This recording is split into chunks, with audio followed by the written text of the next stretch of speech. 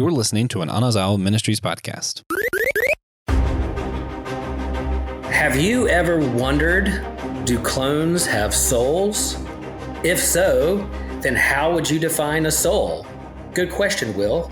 And why is Will talking in third person?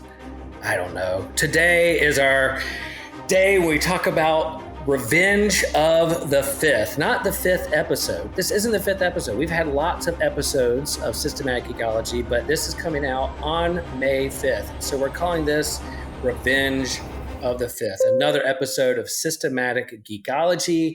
We are the priest to the geeks, which just means that we're pretty, in my humble opinion, pretty neat people who stand at the intersection of geek culture and faith and talk about those things. And we're glad that you can be a part of this. And we're reachable. You can reach us. That's kind of our kind of geek squad and our priest to the geeks. You can reach us through our website, through social media. You can email us. You can reach out to the force and contact us through hologram. However you want to reach us, we hope that you can do that and interact with us because we have a lot of fun on this side of the microphone. Yesterday was May the 4th, the unofficial Star Wars day for Star Wars geeks. And as I mentioned, today is May 5th. So it's Revenge of the Fifth. And so TJ and Kino, I hope you had a great Star Wars day. Did Baby Yoda leave anything in your stockings last night? No, my mantle's too high, I think. Yeah. It doesn't quite master the gentle, force levitating. Right. And I still have to work on my light saving training. Okay.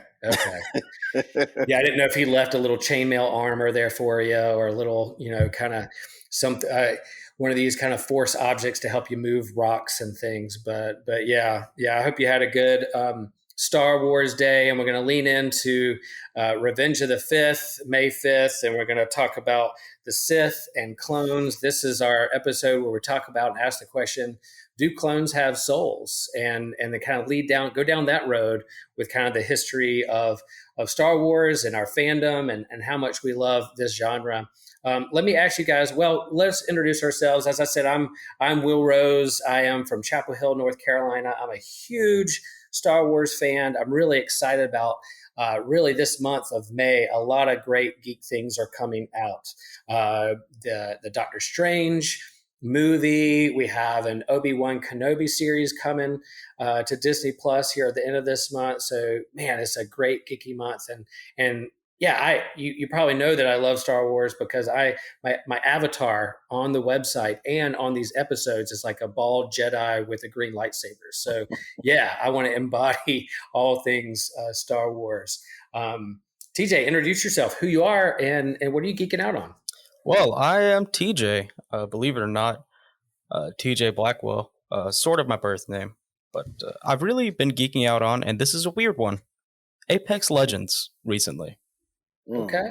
You're gonna have to explain that to me because I don't know that. What is it? Yeah, it's just a battle royale multiplayer video game. And, not usually my style, but when I grew up, I wasn't able to play those kinds of games, online with people. And just recently realized that I can. And a very competitive person. So, just getting into one game with, 59 other people, see who's the last one standing is great.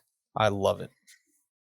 That's pretty awesome. Yeah, what I like about our kind of community with Systematic Geekology is we all kind of have our wheelhouses. I'm not a big gamer, so when I hear you and others talk about the games, I'm learning something new every time. So yeah, if that's something I'll keep my eyes out for if I ever go down that road. That's fine. I'll play with you. All right, that might be the lure. That might be the temptation to hop in. Kino, who are you? What you up to these days? Yeah, so I'm Kino. I'm from Charlotte, and I am also a huge Star Wars fan. I have to tell you this funny story. So I have a best friend in Texas, and he was like, "Star Wars is stupid." I said, shame on you. Oh, no. Shame on you. How would you say something to, and we've been friends for years. And I was like, you know what you should do? Let's just try to watch it again and understand that Palpatine is running the whole thing. Okay. The whole thing. He said, "You know what? All right, I'll give it a try." So he's now been converted. All right. That's good Yes, pastoral work. That's good pastoral work. yeah, he's been converted. And so, funny enough, he and I actually rewatched the whole series that's out in order together. Okay, so you started with episode. That was maybe my next question: is how did you guys watch it and disciple him in the ways of Star Wars? Did you start with episode 1 and go all the way through, or did you start with like? So we did episode 1, and then in between we did the Clone Wars. But we couldn't watch all the Clone Wars because that's a lot. So I was like, just do Disney Plus Essentials, and then and then we did. What did we stop? I can't remember all the order, but we did follow in order. We did go in order, and he was like, at the end, he was like, "I get it now. I get it. I love it. This is good." And so he's excited as well. So another thing, going with TJ talking about Apex, I've been playing the new Lego Star Wars nice Skywalker. I'm a huge Lego fan. I've played all the Lego Star Wars that ever came out, and this one is really, really fun. Nice. Yeah, this has been really fun. Man, well, that's a great Star Wars testimonial about bringing someone in to the good side of the Force to watch these movies and how you did that, and then to also share like about on the Star Wars week, May 4th and May 5th, and on that you playing the Legos. I do like those Lego games. I've played a few of those, and I like even the Lego kind of cartoons and how they. Even those Lego movies are just, man, they're hilarious and they get me. And that's a good testimonial for the Star Wars game too. Yeah. Well, let me ask you, Kino, ask you first. What was it's a 2-part question for both of you. What was the first Star Wars movie you watched? And then what was the first Star Wars movie you saw in the theater? And it could be both and. It could be the first movie you saw was in the theater or vice versa. Right. So the first movie I saw was A New Hope. A cousin of mine rented it from Blockbuster. Okay. And then the first movie I saw was the Phantom Menace in the theaters. There you go. Yeah. So that was the first. Yeah, that was my first exposure. And when I tell you, I've been hooked ever since. That I've been down. There's no going back. There's no going back. I love it. TJ, how about you, man? So, I'm a lot younger than a lot of our hosts on here, but the first one I remember seeing was Attack of the Clones.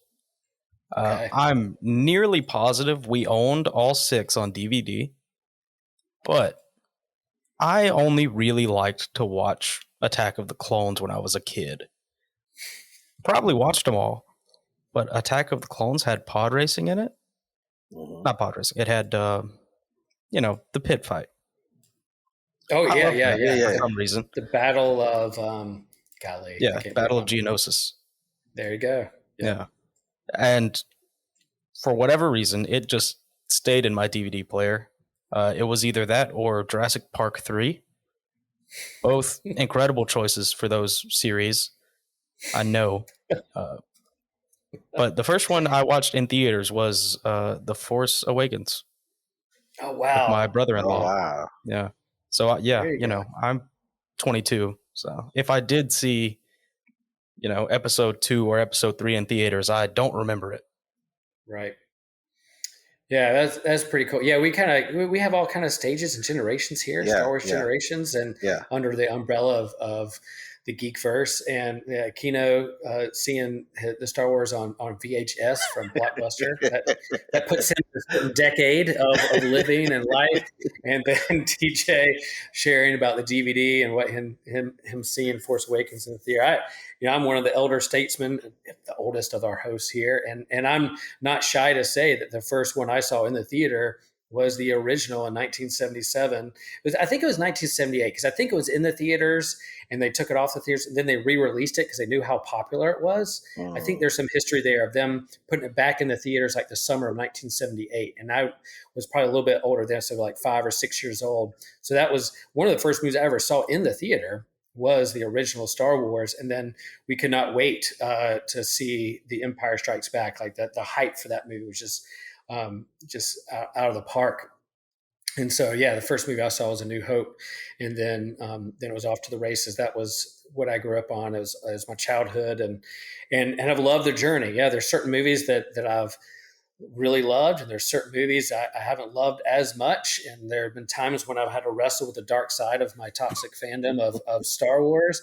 But it's all one big story, and try to stay positive in the midst of it. And it is interesting that like for TJ's, one of his favorite movies, the first one he saw was Attack of the Clones, which a lot of people put kind of at the end of the list when it comes to favorite Star Wars movies. Mm-hmm. But that's kind of what we're going to lean into today is to talk about the Sith and clones, and this rise of the Sith that created the clones, and kind of a back end manipulation of what that means. And it was back in 1977, the first time in the first ever Star Wars movie, we heard a young Luke turn and look at Obi-Wan in Obi-Wan's living room.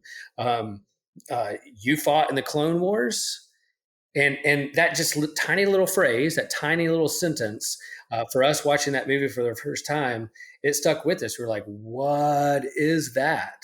What does that mean? What are the Clone Wars? What are you referring to? Because we knew it was episode 4, so there's a long history. This starts in the middle of the story.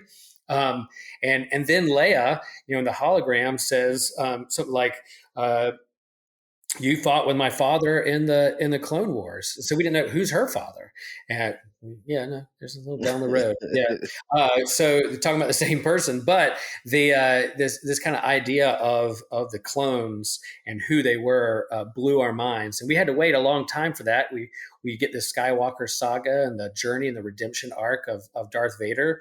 And then we literally had to wait 25 years until 2002 to get Attack of the Clones, to see where these clones came from and who made them and what their purpose was, and this kind of launch of the actual Clone Wars. And even though that movie is considered as kind of the back of the list of favorite Star Wars movies, it did launch that animated series in 2008, the Clone Wars animated series, which made the whole prequels even better because it just kind of expanded that universe, and a whole generation that loved the clones, that kind of looked like Boba Fett's helmet, that kind of looked like stormtrooper helmets. They were kind of mashed in together, but we have this whole story and side story of who the clones were. So TJ, was that your favorite movie? I mean, you saw it the most. Is that still, as you go back and look, is that the one that you consider like your favorite, or kind of springboard into this genre of Star Wars? No, not really. It's I still like it more than most people probably. But it's definitely not my favorite Star Wars movie. When I was, 6, 7, 8, almost definitely was. Yeah, I've grown since then. I've matured. Now it's episode 3. Now it's Revenge of the Sith. Okay. There you go. Okay. Yeah. Okay. Speaking about the Clone Wars, I have to say, I actually felt bad when they did the animated series and took it off of Cartoon Network. Yeah. Because I remember those two. I thought that was really great. The graphics were really good, even though now they've gotten better. But at the time, I thought that was really good, and I was disappointed when they had canceled it. And I was like, "Oh my gosh, are they going to ever come back?" And I was so excited when they came back. Yeah. Do you know how tough that was as a young child who was into the Clone Wars? That was awful. You thought it was over. Yeah. I thought it was over. And then, Disney does the whole Star Wars purchase, and here we are with season 7 of Clone Wars, and it's some of the best Star Wars in my opinion. Yeah. I think that the Clone Wars really expanded the universe. And one of the things I was telling my friend when I converted him, I said that once you watch the Clone Wars, you will understand the pain that happens at the end with the Revenge of the Sith. Yeah. Yeah. Mm-hmm. That's why I made our good friend Josh watch the Clone Wars, because not only does he think Revenge of the Sith is a bad Star Wars movie, he thinks it's just a bad movie. Oh, or at least he thought. He thought that. There you go. Until I made him watch the Clone Wars series. Oh, and it made it better. Well, I remember where they released that animated movie first in 2008. Remember, like Star Wars: The Clone Wars, and that had some backlash too. Not only did the prequels have backlash, but you had this animated full length movie with Mm-hmm. Ahsoka, and how could Anakin have, a Padawan, and what's going on here with the Hutts, and George Lucas, why are you doing this? You continue to go down this road, but then after that, there's some good moments in there, and they launched this kind of online series. But even before that, they had the I forgot the guy's name who created the little Clone War shorts that were before the it's on Disney Plus now.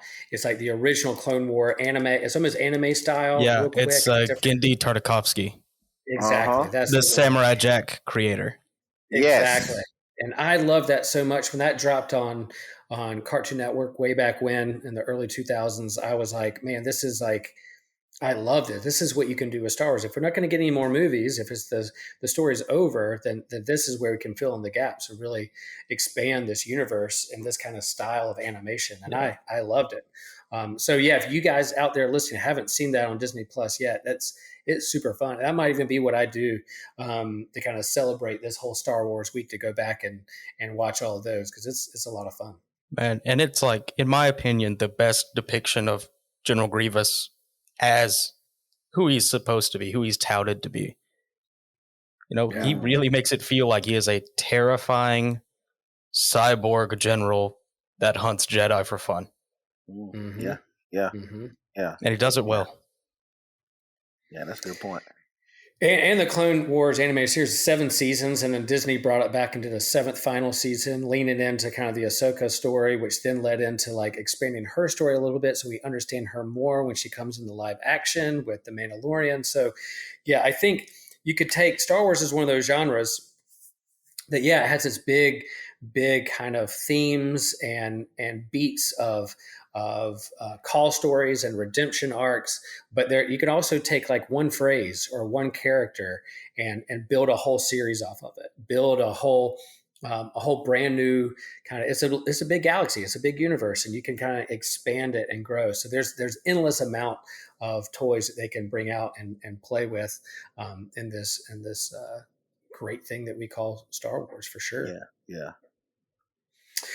Well, so yeah, Attack of the Clones. Today's Revenge of the Fifth, and we're talking about the Attack of the Clones.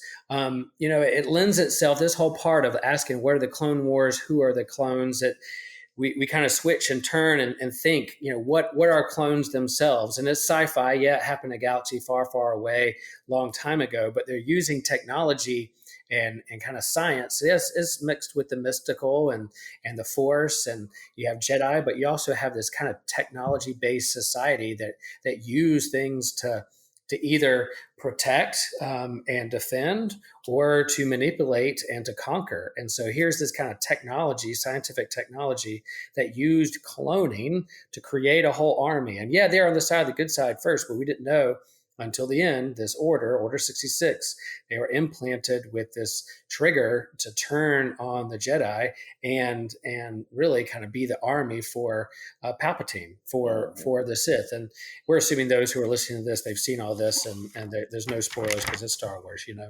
But in terms of clones, I mean, what do you guys know much about, like, in this kind of shift to think about, sci-fi can be this kind of sandbox to kind of think through, and kind of a mental exercise, and hold up a mirror to how we discern and think through the big questions everyone is wrestling with, what it means to be human and what's my place in the universe. Cloning is something used in Star Wars to think through what are the positives, what are the dangers, what is kind of your understanding of cloning, or know anything about that kind of in our world, in our universe, in our galaxy here. So cloning, we actually do a lot more than most people realize. Right. Of course, I'm not really talking about full-blown cloning an animal. Definitely not cloning a person. That's not illegal, but heavily frowned upon. However, there is a polo team. I found this out the other day. There is a polo team. And if you don't know how polo is played, the riders change horses every so often. Because if your horse is sluggish, you're going to lose. It's like 60-70% about the horse. But there is one rider. I I can't remember what club he plays for. I don't really follow the sport, but in a big polo championship in Buenos Aires, he decided to use only cloned horses in that game. Wow. Okay. And they won. Mm. Which I know a lot of people don't know. Like, we are fully capable of cloning animals. Right. But Right. he had 6 identical horses. And, you know, as the classic, their names were all the same. -1, -2, -3, -4. Oh, man. We use Yeah, cloning a lot more frequently in, it's called therapeutic cloning. People will take, we take stem cells to regrow organs the same way they were grown originally, or to replicate proteins, that kind of medical thing. It's just an easy way to quickly reproduce useful enzymes for our bodies. Yeah. Yeah, the kind of genetic aspect and DNA. I mean, I did a little digging, and I didn't know a lot about the history or science of cloning, but evidently there was this guy, Herbert Weber, who in the late 1800s, early 1900s was into botany and plants, and he coined the phrase "clone" from the Greek which is klon, which just means a twig. Cloning comes from Greek klon, which is twig, and you take a twig and you branch it and you try to create the same branch or the same plant from the same thing. So you really used it in plants and try to figure that out. And of course, as science goes, there's you poke, you ponder, you discern, you think through, hey, what could we do with this to help humanity? And then you also have the brokenness of society that thinks about, how can I use this to manipulate, to make me rich or powerful or whatever. So there is this kind of race to what can we do this with live organisms or animals. And of course you have Dolly back in 1996, the sheep who was cloned, the first animal, and immediately with that, when that bomb dropped, in a sense of like, wow, we can do this, a lot of countries, a lot of societies, a lot of cultures went right to like, hey, we should not do this with humans, because we don't want this to get out of hand and manipulate that. We don't want to create a whole humans just so we could like harvest their organs for ourselves, kind of thing. So there's a lot there with the kind of the ethics and the classic sci-fi, just because we can, should we, and what's our role? How do we use science? How are we good stewards with the technology and the science that we have for us? Right. I do want to say, Barbara Streisand cloned her dog. She did. I feel like not enough people remember that. that you're absolutely right. I forgot about that. I don't know that. I forgot about that. She did clone her dog. But that's crazy, right? But the interesting thing is that if we talk about cloning and the evolution of the science in of itself, that we eat clone food. Yeah. GMOs are in essence clone foods, but they're made in such a way that they're pesticide resistant. They can grow in any temperature, whatever it is, and so but we're not aware of that. And then dealing with the animals and trying to harvest organs and all this it goes down the rabbit hole. Yeah. Right. And I feel like a lot of people are scared just by the phrase clone or cloning. I don't want to scare any of those people by saying this, but your body is cloning itself right now, literally, as we speak. That's just what cells do to split. They clone themselves, and that's how new cells are created. Yeah. And I think, because of like sci-fi or apocalyptic, literature or kind of sci-fi cautionary tales that we kind of lift up the clones or the attack of the clones and what it could be used for. We immediately think, what's the worst case scenario? What are we doing? Rather than thinking about what are the positive benefits that can be used to help humanity, help society, be a good steward of this creation that they're blessed to be a part of. And so in this episode, we're not going to solve all the questions of the nuance of ethical questions that comes with cloning. But it is interesting when we think about Star Wars and some of these movies that we really, really love. I mean, like all sci-fi does, it holds up a mirror. It allows us to have a sandbox to play in and have some speculative fiction to really play around with and think about these ideas, so that when we are faced with real life ethical questions. How do we respond to that? What is the compass by which guides us in the decisions that we make? Is it just power and privilege and money and those things that guide us, or is it like a holistic understanding of taking care of the universe or being called by God to take care of things? Because we use science and tech all the time to help. We do open heart surgeries, and I'm diabetic. And so I have like insulin that's given to me that I inject into my body. And on Friday, I'm going to get a continuous glucose monitor put on my body. So I'm going to be part cyborg because I'm going to have this machine on me that's going to help dictate or help me regulate my insulin. So all that's good and all that's helpful to humanity. And that's what we're called to do, to progress that way. But it's still okay to also say, just because we can, should we? And what would we do if we have this kind of technology and intellect to do these things? Yeah. So there's a movie on Apple Plus called Swan Song. I don't know if y'all seen it. No. Mm-mm. So it stars, and I can't never pronounce his name, but it's Mahershala Ali. And he is diagnosed with a terminal illness. And so he's presented with this opportunity to clone himself. And this perfect rendition of himself gets all his memories and everything as he is trying to shield his family from the pains of grief. And he ends up wanting to see how well this clone is doing with his family and would they recognize and know the difference. They didn't know any of that stuff. And so like in this, and like I said, in that movie, it deals with like, what do you do when you are going to die and then you have the opportunity to clone himself, which he did.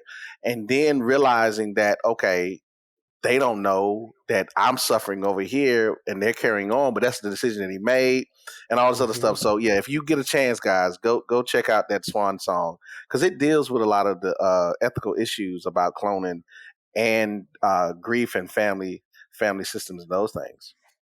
Yeah, great recommendation, man. That's why I love doing systematic geekology. I'm always learning something. I feel like I have my finger on the pulse of geek culture in many ways, but I'm always learning something new. So I've never heard of Swan Song. We even have Apple Plus.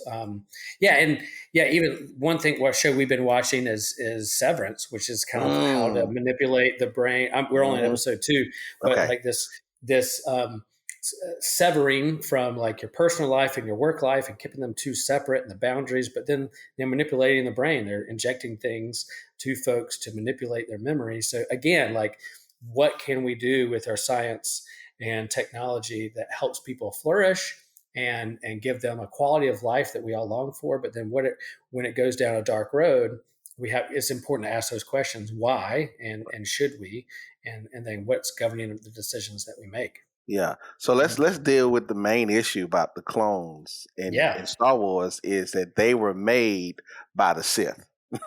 Yep. They were made by the Sith to perpetuate their own ideas. However, I will say this.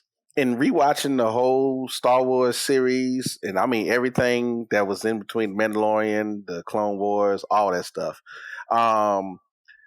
I actually have an appreciation for the Sith in the terms of they're not afraid to use technology.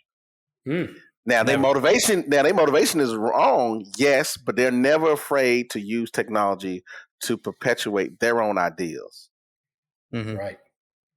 And so they're always pushing progress. Right. It's funny enough, yes, because if it wasn't for Count Dooku getting the Clone Wars set up, they would have lost. The Republic would have lost. Now, granted, Palpatine was behind the scenes and controlling all of it. Yes, but still. But so it is. I think that's another thing that we have to deal with, is the ethics behind it, but also not only the ethics, but our own personal ideas about what is good and what is bad and what's beneficial. Yep. Yeah, absolutely. Because I think another issue is that I see with the Jedi is they're too dogmatic, and I had like literally rewatching it again. I was like, I kind of feel Anakin. I kind of understand where he's coming from, but to then stay so rigid in what you believe to not be open to anything else, that actually was their downfall, and I believe. And so they weren't able to see beyond what they wanted to see, which was they trying to just maintain quote unquote balance, but they were also imbalanced because they were blind to the possibilities. There you go. Yeah, and I think that was some of the genius of Lucas is making Anakin a sympathetic character. There is this kind of Shakespearean tragedy that comes along with understanding what he's going through, and yeah, like this dogmatism that goes along with kind of relationships and family and what you're doing with that. How is that pushing him away or bringing him in, and the hesitancy with all that, and we're starting to see that rear its head again, even like in the Boba Fett series with Luke and training Baby Yoda. That was one of my biggest things. It's like, what? You're going to go down this road of choices again? Didn't we learn from your father? Like, yeah, attachments aren't all bad. Like, what are we doing here? And I'm hoping they'll expand it, and they know what they're doing when it comes to like lifting up those questions and dilemmas and teasing us fans along the way. But yeah, I think you're right. Like talking about the clones, and then our initial question at the beginning, do clones have souls? Are they just machines created for a specific purpose? Or straight up, you guys help me answer this question, do clones have souls? Star Wars clones, and then clones, someone's dog. Does a clone dog have a soul? Does Barbara Streisand's dog have a soul? Welcome to Systematic Geekology. Yeah, there we go. There's the deep cuts that we're going to talk about. Maybe she's listening. I don't know. She can let us know. Reach us out to systematicgeekology.org. You can reach out to us. But yeah, so what's your thought? I guess first you got to think through and ask the question, what is a soul? Do clones have souls? All right, well, we kind of know what clones are. How would you guys define a soul? I asked my teenage daughter today, and she gave me some pretty good answers. I'm very proud of her. But how would you define soul? If someone said, what's a soul? How would you answer that? I would say that the soul is the house where our emotions, our will, and our drive, our conscious and subconscious is housed, that which makes us human. And that which also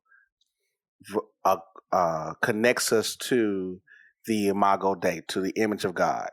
And so if I'm taking it down that vein, then my this is just my opinion, that in the Star Wars universe, clones do not have souls, only because they are created beings that was created by other created beings, not from the creator.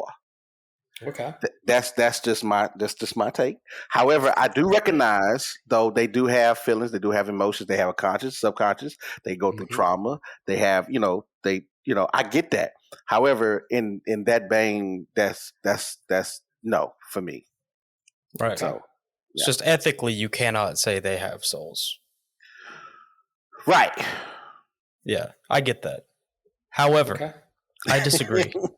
Oh, there we go. Good. All right. Well, that's why we're here. I love it. We have a big umbrella, one big family, and we can disagree. And that's what we're going to model for you guys here today. I love it. TJ, what's your hot take?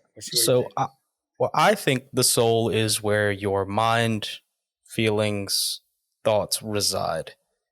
And the clones might all have one body, but they do not all have the same memories. They do not all have the same experiences. And to me, those are the things that form the soul. And you can see it in the Clone Wars. These clones all develop their own personality. Well, not all of them, but most of them. The ones that get names develop their own personalities. The ones we have time for to name and develop, yeah. Yeah, the Clone Wars would have been infinitely long if we took the time to name every clone. Right. But they do have their own personalities. They make their own decisions, even when they get hijacked by Order 66. Some of them are strong enough to fight back and realize, no, that's not actually, I don't want to do that. No, sir. Right. There's resistance there. Yeah. Yep. Shout out Rex. And yeah. Okay. And you could go so far as to say, like, the failed clones definitely have their own, but they're failed clones. That's not really the same. Those guys definitely have that soul. Humanity too. Watch the Bad Batch on Disney Plus. Yeah. Does that move the needle for you a little bit, Kino? Does that move a little bit? No. He's No, going to stick with it. but I do understand, and I agree with TJ on in the vein of that that's where our emotions and our personalities are. Yes, and I do see that. But again, for me, no created thing can create anything out of nothing except for God. And so if we are presupposing that there's a divine deity in the Star Wars universe, then I'm still sticking to what I'm saying. However, if there's no divine deity, no great supreme whatever, then I would agree with TJ that then they do have a soul. Yeah, and I'm kind of I hear what you're saying, Kenny. I kind of lean more towards TJ a little bit, because I think that even within our own, I think us being created in the image of God, I wasn't created out of nothing. My parents created me, and then their parents created them. So there's this kind of long line. If we're going to go back to kind of what Dr. Weber did with trees and these twigs and branches and branching out and bearing fruit and spawning off one from another, that we come from a long line in a family tree of people. So where did it begin? How did it start with a single cell, whether it's with evolution or whether you believe a literal Adam and Eve? I mean, that there's that creation that God. And that's where I fall down with soul, that God in the beginning breathed life into humanity, and that the Hebrew word is ruach, this breath, this wind that hovered over the stormy seas at first, but then was then breathed into humanity to give them soul, to give them essence. In Greek, that word is psyche, so you have this mind. So who, when you ask the question, who is will? You could answer by saying, he's this human being that has a heart and blood and lungs, and he has cells, and he has a skeleton. He doesn't have as many hair follicles as TJ. I mean, that kind of thing that you're naming and describing will kind of from a physical point of view. But then you could also say, well, he's also somebody who loves surfing and loves his family and loves Star Wars and loves to play golf and take hikes. And so, okay, well, then you go even deeper. Who is Will? Well, how does he love surfing? How does he love family? How does he live out his faith? If he has faith, how does he live that out? And so really the essence of me and my soul is like how these metaphysical kind of questions of who am I? What do I embody in the choices that I make, and how do I respond? So all that kind of makes up who I am and my total self. I don't know if I was created with all that combined with me at birth, but it kind of was developed along the way. So I think for me, I lean more towards that the clones have souls, that they have choices, they have decisions, they have personalities, and they look the same like twins, and they may have been created in kind of a laboratory, but their essence of who they are and what they love and how they live out that love, whether they obey Order 66 or resist against it, they embody some sorts of animation, or they're animated, not only animated series, but they're animated by something to live their lives in the world. So that's kind of where I fall on things. And it is. Go on, TJ. Okay, so then, because again, I agree with you all about the definition of the soul. Then I would say, then they lack a spirit. Okay. So they lack a spirit. Now they might have a soul, but then in Star Wars, then the spirit is the life force that's within everything. Yeah. but they can't use the force.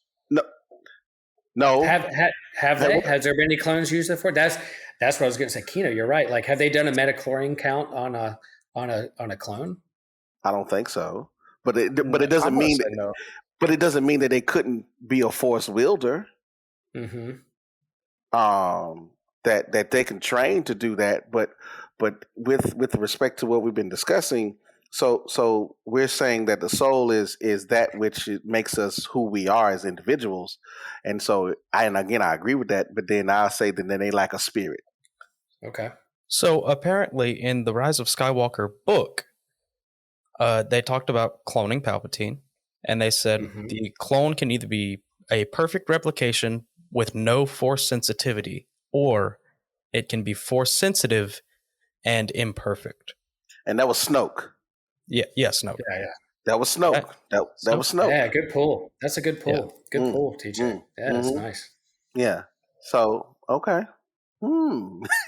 Yeah, I mean, I think those are good questions, and that's kind of what we're doing here. Is like, yeah, you have clones, you have the physical, like what you make in a lab, and you grow it, and there it is. But then, what is the soul? And then Kino kind of splicing that off a little bit, talking about what's the difference between a soul and a spirit.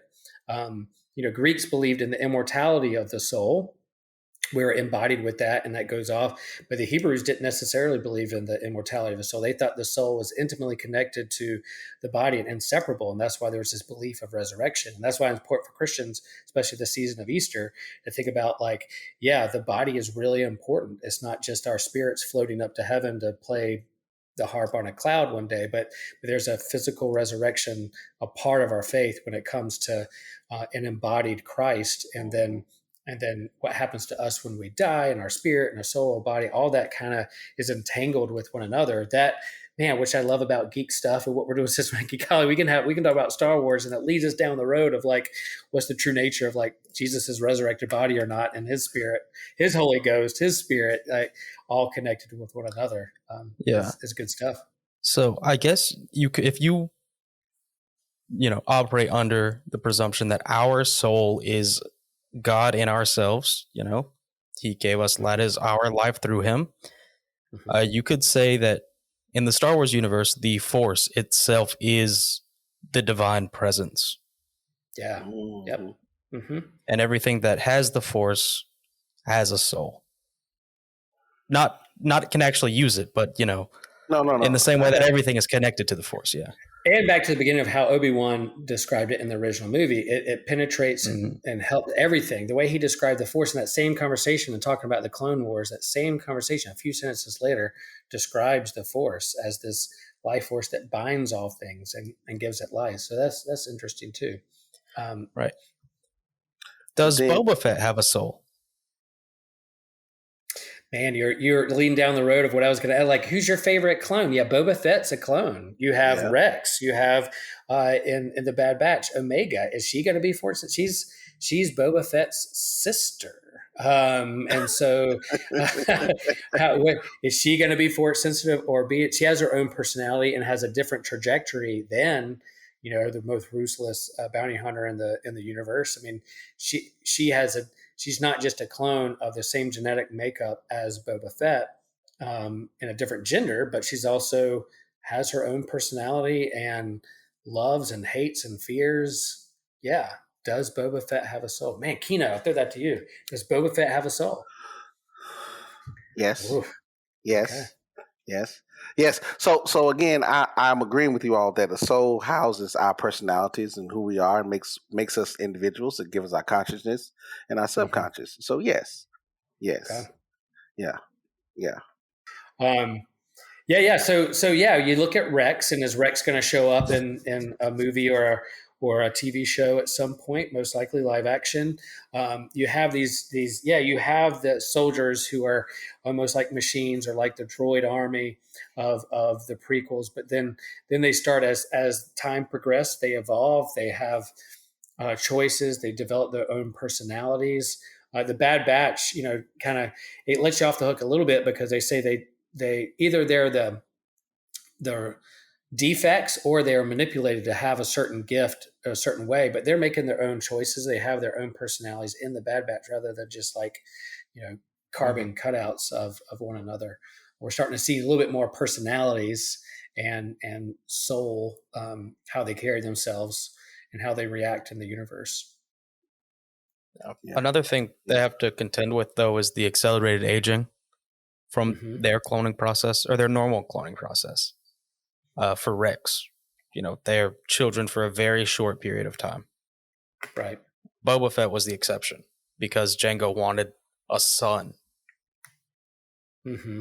And they, there's like, well, leave that part out. Don't make him age fast. I just want to raise him like normal. And that raises the ethical question of like what we can do and manipulate. I mean, who's gonna, like, us humans have children, and they're not perfect. They have their, they may have a genetic handicap or things going on with them that, I have diabetes. I'm not perfect, that kind of thing. It was no one in my family really has it. It's probably genetic, passed down, and kind of onset. So yeah, is there a time when we could manipulate that and change that gene in my family's tree, or is there a way to harvest a different pancreas? Should I clone another Will and improve his pancreas and then harvest that pancreas to put it into me so that I can live longer? I mean, those are the ethical questions. In the same way that, the Sith or Palpatine was trying to clone himself so he could have immortality of life, just to create another body for him to house all those little Snokes we saw in the vats of whatever. You're like, yeah, is that right? We all kind of were like, whoa, that seems wrong. Yeah, that's another problem that has to do with the question of, do clones have souls? Because if you agreed and thought that if you cloned yourself, the clone would not have a soul, then the ethical problem with harvesting its organs would just be that it's really weird and kind of like you're doing it to an animal. Right. Yeah. But if you agree it does have a soul, that is, murder. Right. That got me thinking. I'm trying to remember. Did I read an article that there was a country that was deciding whether cyborgs were human or not, and if they had the same rights? I'm trying to remember. Oh my gosh, I got to Google this now. Yeah. That brought up a thought. Okay, I gotta Google that. I'm sorry. That sounds familiar. Well, yeah, and this goes down, if we're going to go down this road even further, is kind of, will AI ever have consciousness? Cyborgs, emergence, the transhumanism of humans merging with technology, from the super hardcore download, extremes of downloading a microchip in my brain, or just using technology like reading glasses. How do we emerge and with technology to augment our lives, and what do we do with that? I mean, so cloning's in the same family, in the same conversation with the medical ethics and theological and philosophical questions of how and why and should we. Yeah, that's I really hope AI doesn't come to fruition, at least not at the sci-fi level, because I just read I Have No Mouth and I Almost Scream Again yesterday, and it is just as scary every time. It's a Cold War era short horror story. Okay. And gosh, what is his name? Lars Eller, something like that. Okay. It's basically there are only 5 humans left alive, and this is only 13 pages long, by the way. Free to read on Google. What's the name of it again? What's the name of it? I Have No Mouth and I Must Scream. See, there's TJ dropping again. Cool recommendations. Yeah, and it's just a really, kind of terrifying, fiction of human-made AI to do World War III, and this was in the height of the Cold War paranoia. So, every country made one, and then they kind of combined and took over the world and killed everyone except for us 5, and he just plays with us 5 now. Yeah, and I think stories like that, speculative fiction, science fiction, help us play around with these ideas that are important when we get to that stage. But I think I don't want to speak for all people of faith, but I think people of faith, that people have a deep faith of God and understanding the universe through a Christian lens, we're not being party poopers when we're asking the bigger questions about cloning and AI. We're not or just trying to put a dead stop to these things. We're just saying maybe we should slow down a little bit and think deeper on these questions before we get to a place that could be harmful for humanity. So yeah, I'm pro science. I'm pro tech. I want to see how this can help help humans flourish and have a quality of life that God desires us to have. But I think on the other side too, it's okay to pump the brakes a little bit and ask why and should we do this, and what does that mean for humanity as a whole? I think same way with social media, it just boom, is here, and then it's having effects on how we see the world and mental health on top. And so we may have to take our foot off the gas a little bit and pump the brakes and say, okay, let's think deeper on this. And we're not saying it's anti or should get rid of it, but we're just saying maybe we should think deeper on these things. Yeah, Kino, what'd you find there? I can't find anything because I'm not asking the right question. Because I cannot remember where I saw that, but I was like, that's interesting. Because I think at one point they was talking about the having the chips implanted in your skin, underneath the skin, where it has all your banking information and whatnot. And right. I can't find it. Right. Yeah, I can't find it. That was that reminded me of a comic I saw the other day, and I desperately wish I could remember what this was called or even how to find it. Okay. But it was basically after the extinction of man. Apparently, in this comic, birds took over, evolved to the new dominant species, but we took all of the resources. We burnt out the planet. No more humans. And it's the story of how they adapted to create a much more peaceful galaxy. They were able to expand because they weren't at each other's throats for resources, and they weren't, killing each other in those, wars that we have been. It was a really interesting, eye-opening read. And if I can find it, I'll send it to you. Yeah, TJ, that's your homework. Find that, because that seems called, right up my alley. It's called Grounded by Scott Bass. Grounded. I just needed half a second longer. Scott Bass. All right, cool. I'm going to look that up. That sounds super, super awesome. Well, that's a good segue into like the next stage of wrapping up. I mean, again, folks, yeah, happy Star Wars Day, happy Star Wars Week, and we love these things because they're exciting, they're entertaining, but yeah, these can also be tools by which we think deeper on the human life and the human condition and our place in the world and in the galaxy, and the choices we make and the impact that has on others. So yeah, fun stuff. But who knows what road it can go down, or spawn off, or clone, or twig a different direction of what we how we can have these discussions. We've already had some great recommendations throughout this episode, but Kino, is there anything else out there that you want to recommend for folks to geek out on or make sure they check out in the Geek First? So I'm gonna say again, just go, if you do have Apple Plus, check out that movie Swan Song. It's really touching. It was surprisingly good. It has you thinking about life, and then what if you were to clone yourself? Would you be okay with letting that clone live your life while you sit and die? Yeah. Oh man, that's good. Well, TJ's dropped a number of things. What else you got, TJ? Anything else out there? I'm gonna add one more thing just because it was sitting on my desk. If you haven't seen it, go watch Dragon Ball GT. Okay. Super good. It's my favorite Dragon Ball series. If you're an anime fan, hey Kino, it's good, man. Super Saiyan 4. That's the best design in the series. Does Kino have thoughts about Dragon Ball Z? I do. I don't. That's not canon, so it's not canon, but it's good. I'm trying to be as pure as possible, but I'm always open, so I'll give it a try.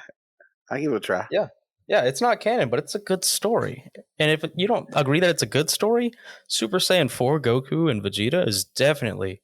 I do like those transformations. I'm not gonna front. I do like those transformations. And Gogeta and Super Saiyan 4 Gogeta. That's top notch.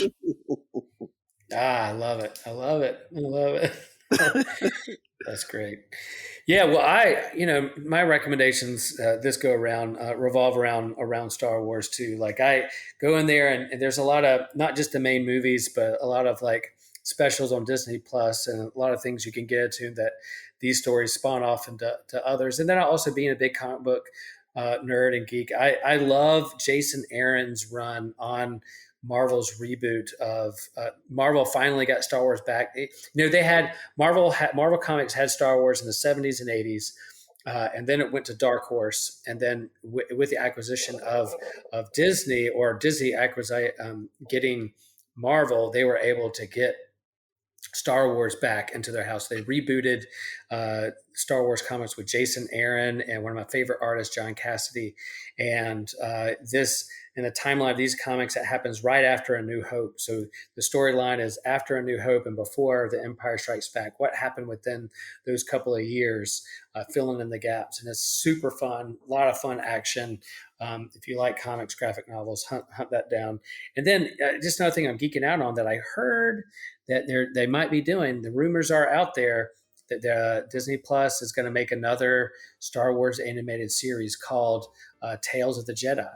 So I don't know when that's going to happen. They kind of name drop something that's going to happen. I mean, if it's kind of a Clone Wars-esque of Jedi and Tales of the Jedi, I don't know what era it's set in, what place on the timeline of the Star Wars universe, but just the fact that they can create a cool Clone Wars animated series style with the Jedi and Tales of the Jedi, I'm all in. I can't wait for that. Hopefully it's just like a continuation of The Ninth Jedi from Star Wars Visions. Oh, as time goes on, that one just stands above me as the one I would watch the most of. Yeah. Another good recommendation. Go watch Star Wars Visions, kind of animated anime style Star Wars out of canon, but it could be in canon. Talking about canon, that's another episode of should we accept canon or not. That's good stuff. Yeah, we could talk about the Apocrypha. The Apocrypha stuff. The Apocrypha of Dragon Ball Z and Star Wars that's out there. Yeah, it all relates. Yeah. It all goes hand in hand. Absolutely. Well, thank you all. I appreciate you all listening. I appreciate my awesome co-host today. And we do invite you to visit our website, that you reach out to us on the social medias that are out there, Facebook and Instagram, Twitter, we're on there. And then we do have Patreon.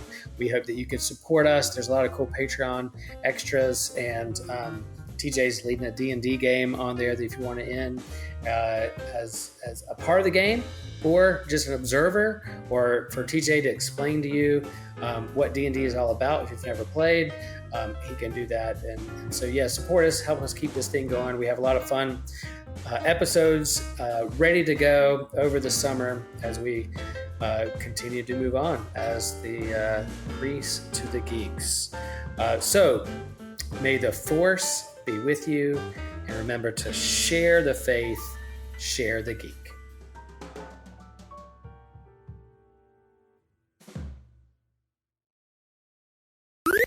This was an Anazao Ministries podcast. If you enjoyed this show and would like to learn more about our network, be sure to check out the Anazao Ministries Podcast Network.